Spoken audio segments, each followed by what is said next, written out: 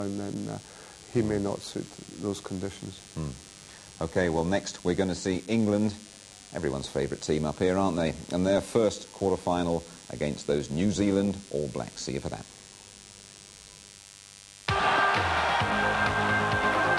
Side throughout this tournament, but the hostility of the crowd, all good-natured, I suppose, Gavin, hasn't really bothered them at all. England start their quarter-finals against the All Blacks, and as always, Gareth Evans has been along to see the England squad this morning.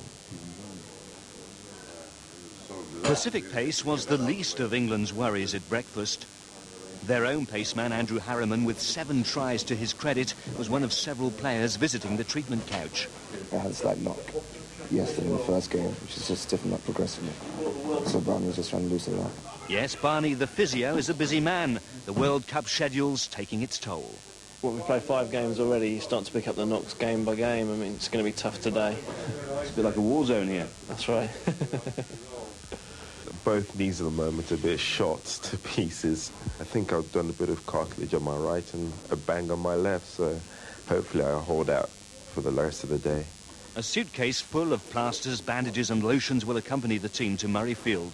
It's a bruising game, and England face formidable foes, starting with New Zealand. You know, there's something about playing the All Blacks at any level that gets the adrenaline going, and the boys will certainly be up for this one. And with the rain falling as they left for the stadium, maybe it's a lucky omen. A bit like a war zone in there. Yeah, they've obviously taken a few bangs, haven't they? But, I mean, it's a hard game. As long as they've been patched up OK, I think they'll go well. But any team that's going to win here is going to have to come all through that and keep going. Yes, but I think England have used the squad well. You know, they haven't just stuck with the one team. Right. OK, then. England against New Zealand it is. Our commentators, both former England internationals, Steve Smith and Alistair Hignell. New Zealand rest Pat Lam and Junior Paramore, who picked up minor injuries against Ireland, while leading scorer John Timu's also on the bench. They're captained by Sevens expert Eric Rush. England restore their skipper and top try scorer Andy Harriman and their leading point scorer Nick Beale. Wasp centre Damien Hopley plays in the forwards. Glenn Osborne with the kick-off. David Scully playing at scrum half for England. This is Nick Beale, goes outside the first tackle.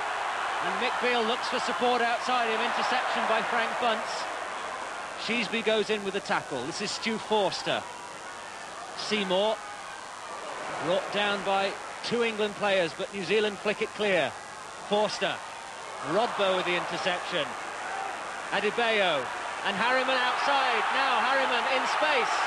Andy Harriman and Eric Rush chases, but Andy Harriman is going to score the first try for England.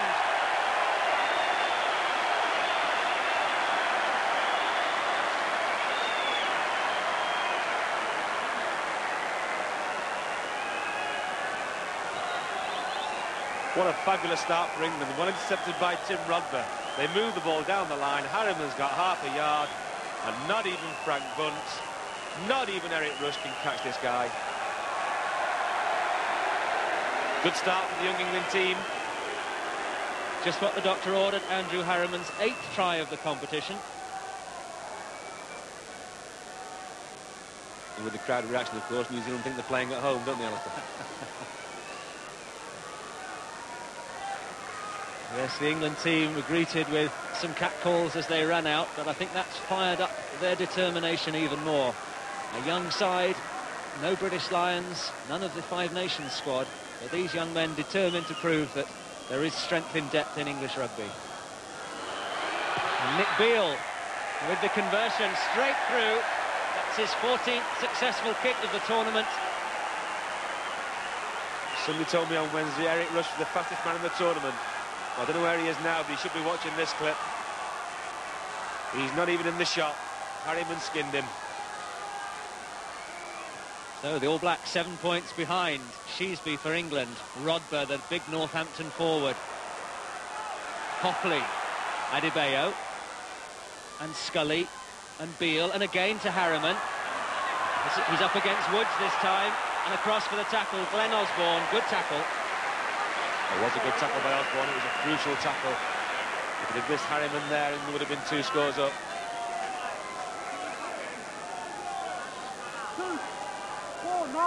And Eric Rush needing to inspire the All